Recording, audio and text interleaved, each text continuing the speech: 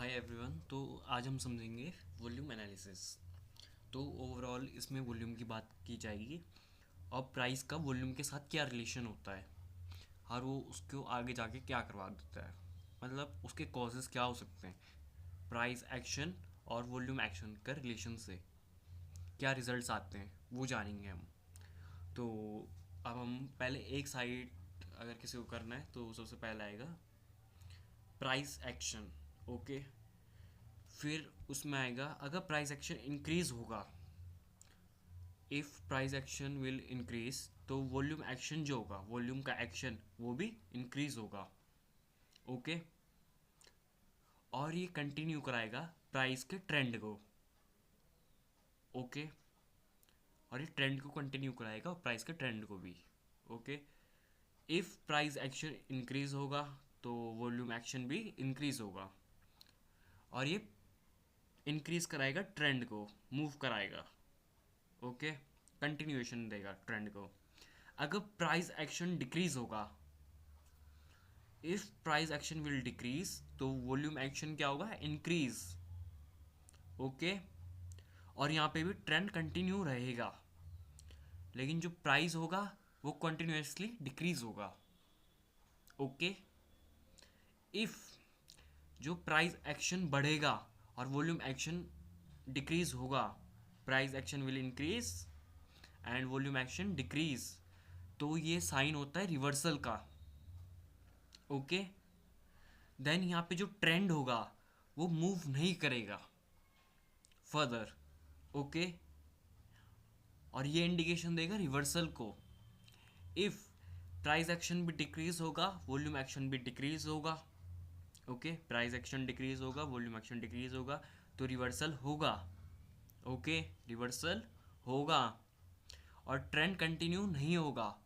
Okay, लेकिन trend continue किसके साथ नहीं होगा, वॉल्यूम के साथ नहीं होगा। यहाँ पे जो ट्रेंड होगा वो कंटिन्यूएशन नहीं होगा। ओके, और ना ही वो वॉल्यूम के साथ कंटिन्यूएशन में जाएगा। आई होप ये क्लियर हो गया होगा सबको।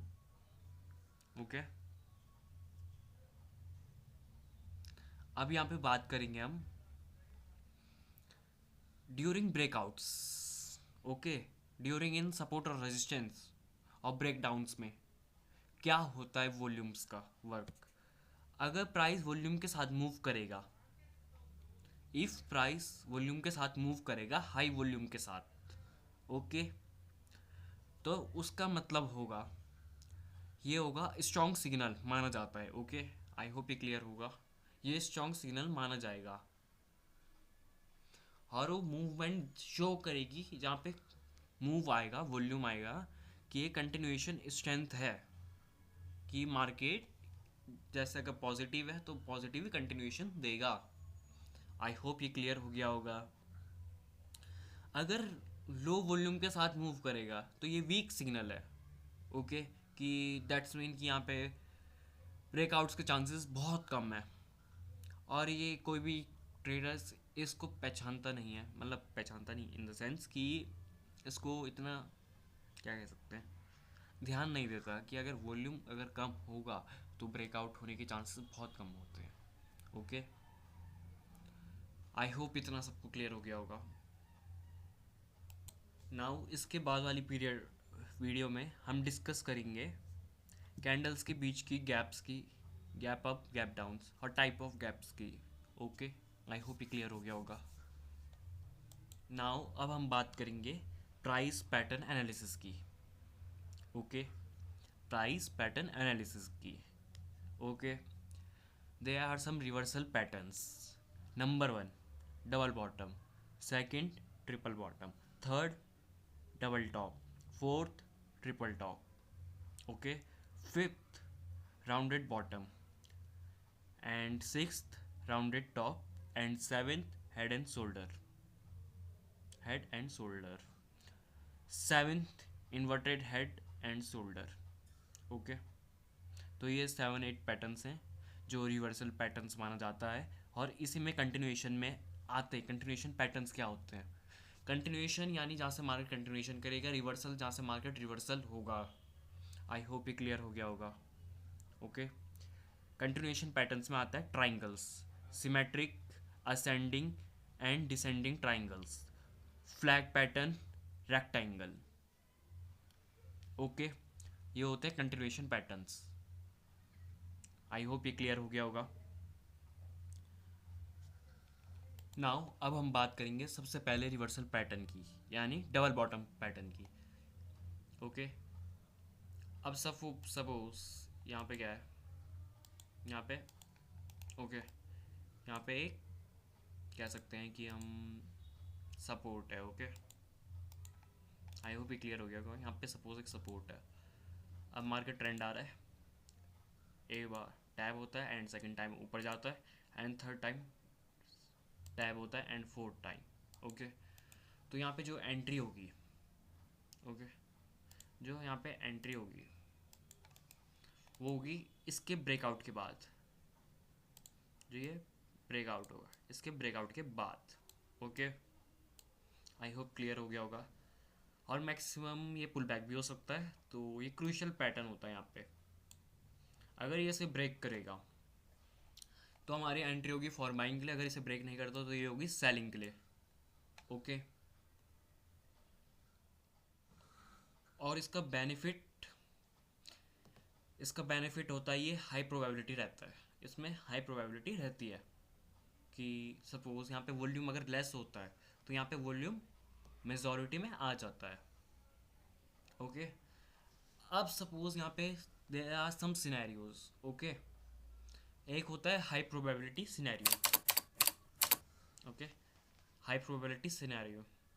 ओके, तो जैसे ये पॉइंट ऑफ ब्रेकआउट माना जाएगा हमारा, जिसे हम डिनोट करते हैं पीओबी से। ओके, ये हो गया हमारा पहले बॉटम 1, ये हो गया बॉटम 2। ओके, इफ़ सपोज अगर यहाँ पे हाई प्रोबेबिलिटी सिनेरियो होगा, सबसे पहले वॉल्यूम आएगा, ये हमें क्लियर हो जाएगा।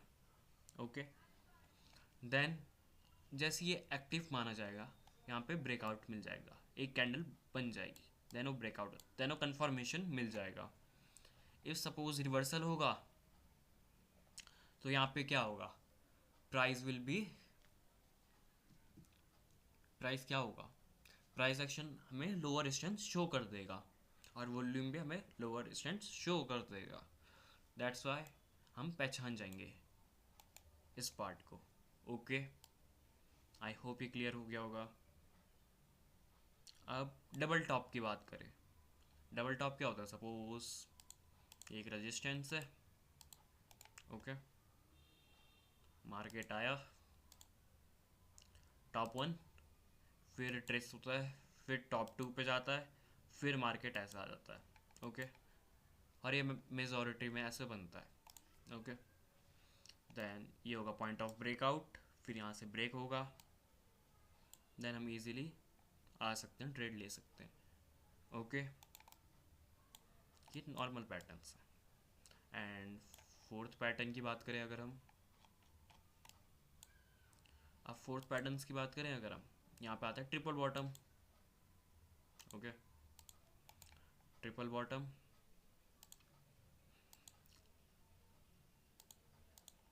अब क्या होता है, मार्केट सेलिंग हो रही है, suppose first, second, respected and third breakout. तो हमारा पॉइंट ऑफ ब्रेकआउट क्या होगा, जैसे डबल बॉटम में होता है वैसे यहाँ पे होगा। इस सपोज जब डबल बॉटम फेल होता है, ओके, हमें श्योर हो गया कि डबल बॉटम फेल हो गया, एंड जो थर्ड बॉटम का जो स्विंग बनेगा वो ब्रेकआउट देगा। ये सिंपल चीज़ है। आई होप ये क्लियर हो गया होगा। अब हम ट्रिपल टॉप की बात करेंगे। अब ट्रिपल टॉप में सेम, सपोज ये रेजिस्टेंस है, मार्केट आता है फर्स्ट, सेकंड जाता है, फिर ट्रेस खाता है, फिर थर्ड टाइम टच करता है and fourth time breakout for bottom. Okay, okay, ये होता है।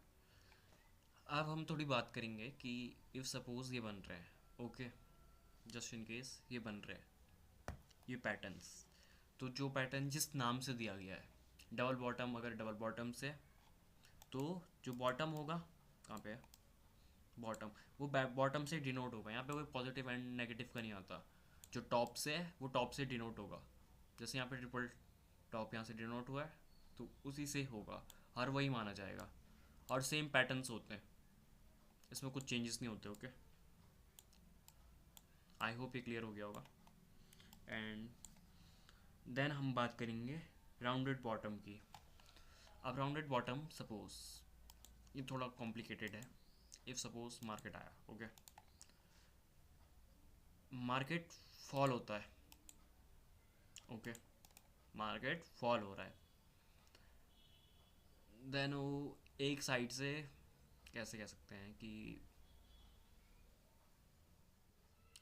Okay I will try, okay, ये है, ये सपोज यहाँ से हुआ है ब्रेकआउट, ओके,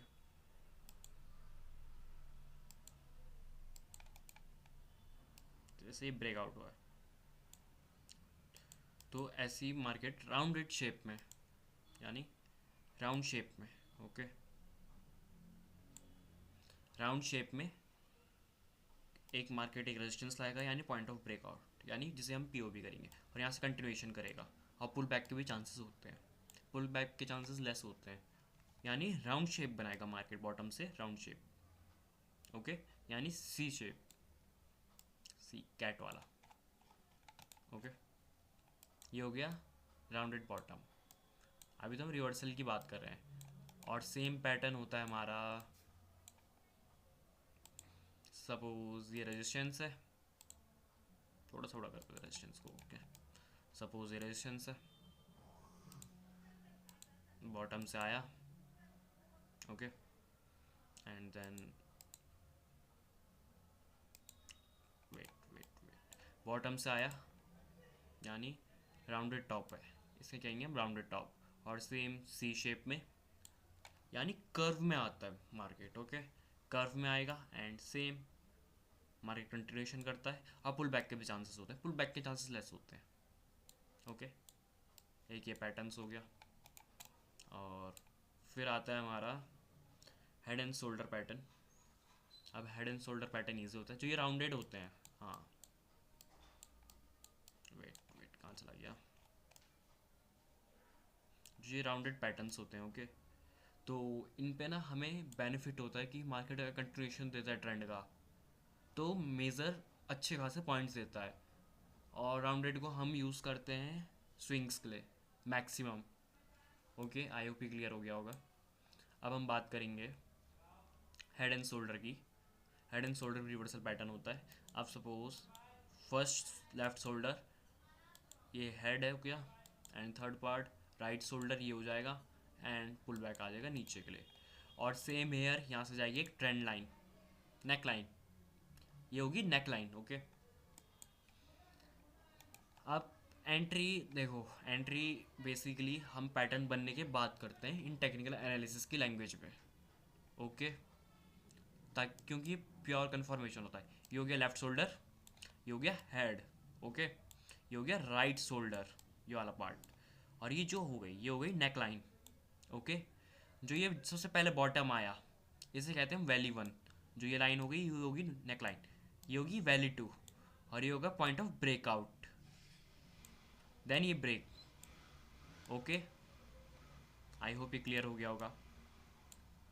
एंड फिर आता है इनवर्स हेड एंड शोल्डर, ये भी रिवर्सल पैटर्न है। अब तक हमने रिवर्सल पैटर्न्स की बात कही है, okay, I hope clear.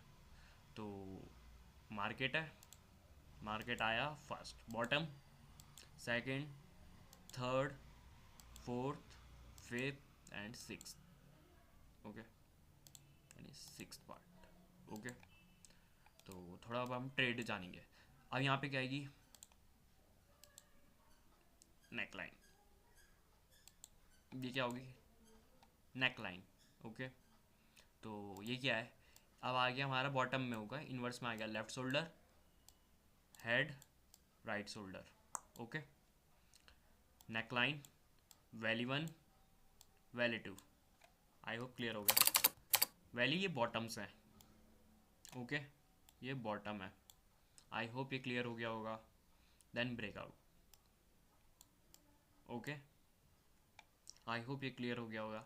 Like जो पैटर्न जिस नाम से है, ओके, अगर ये बॉटम दिया गया है तो ये बॉटम पे बनेगा, अगर वो टॉप में दिया तो टॉप में ही बनेगा। ऐसा नहीं कि टॉप वाला बॉटम को कह रहे हो, बॉटम वाला टॉप को कह रहे हो, ऐसा जरूरी नहीं है। जो बॉटम पे होगा बॉटम ही माना जाएगा, इस पर कोई चेंजेस नहीं होंगे।